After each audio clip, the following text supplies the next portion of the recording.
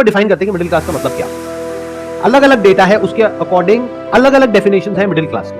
पिछले 10-20 साल 30 साल में अगर आप देखेंगे तो महंगाई बहुत तेजी से बढ़ी है, लेकिन ये जो डेफिनेशन है मिडिल क्लास की वो चेंज नहीं हुई है, नंबर 1। नंबर 2, मिडिल क्लास की इनकम इतनी नहीं बढ़ी है, लो क्लास की इनकम तो बढ़ गई है। जहां आज से 20 साल पीछे आप चले जाओ तो एक मेड अगर आपके घर में जो काम करती है उसको आप पैसे देते थे मान लो 1000 रुपए 1500 रुपए, वो बढ़ करके आज हो गया 4000 रुपए अगर वो 2-3 घंटे के लिए काम कर रही है तो। और आप मानो अगर वो 4 घर में काम कर रही है तो उसके महीने की इनकम हो गई 16000 रुपए, और उसका हस्बैंड भी मान लेते हैं कुछ ना कुछ अर्न कर रहा होगा, तो वो लोग कमा रहे हैं महीने का 30 से 40 हजार रुपए। तो क्या वो लो क्लास है? और आप कितना कमा रहे हैं जो अपने आपको मिडिल क्लास कह रहे हैं? ये अपने आप में बहुत बड़ा क्वेश्चन है। तो मिडिल क्लास की एक्चुअल में डेफिनेशन क्या है ये समझना पड़ेगा आपको, और ये आपकी लाइफ की सारी प्रॉब्लम की जड़ है। ये जो क्वेश्चन आपने पूछा ना, जब तक आप ये नहीं समझेंगे कि मिडिल क्लास का मतलब क्या, तब तक अपनी इन प्रॉब्लम्स के सोल्यूशन नहीं निकाल सकते। ये कैश फ्लो कभी मैनेज हो ही नहीं सकता। आपको लाख रुपए महीने का भी मिल जाएगा तब भी नहीं हो सकता जब तक हम ये बारीकी से नहीं समझ लेंगे इन फंडों को। ग्लोबली एक ऐसा सेंसस है जो कहता है कि लो इनकम का मतलब जो दिन का 600 रुपए से कम कमा रहे हैं वो लो इनकम, 600 से 1200 कमा रहे हैं वो मिडिल इनकम।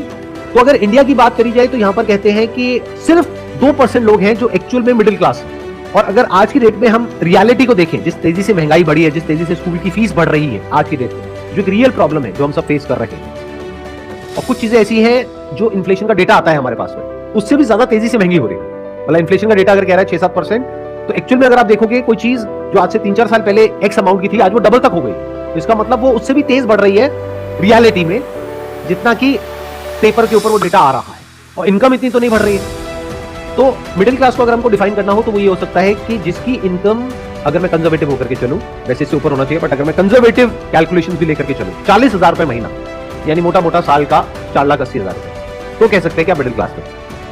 तो अगर आपके घर में आप कमाते हो लेकिन आपकी वाइफ नहीं कमाती है, आपके बच्चे ऑब्वियसली नहीं कमाते हैं, तो अगर आपकी इनकम है लाख रुपए महीना, तो हाउस होल्ड में कितने लोग हो गए जो आप पे डिपेंड है?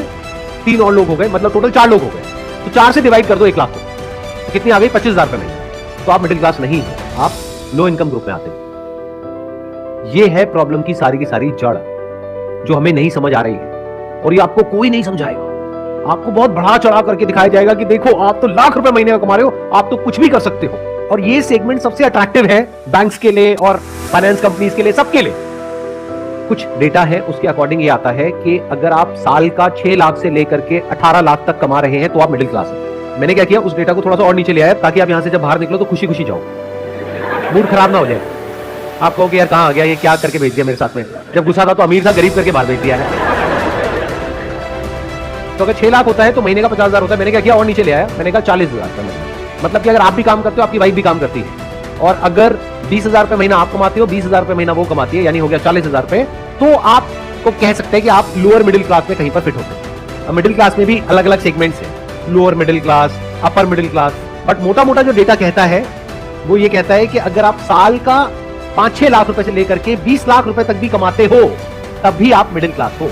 अब यहाँ पे गड़बड़ क्या हो रही है, क्योंकि ये कंफ्यूजन है, हमको ये क्लैरिटी नहीं है, इस तरीके से किसी ने खुल करके हमको नहीं बताया है।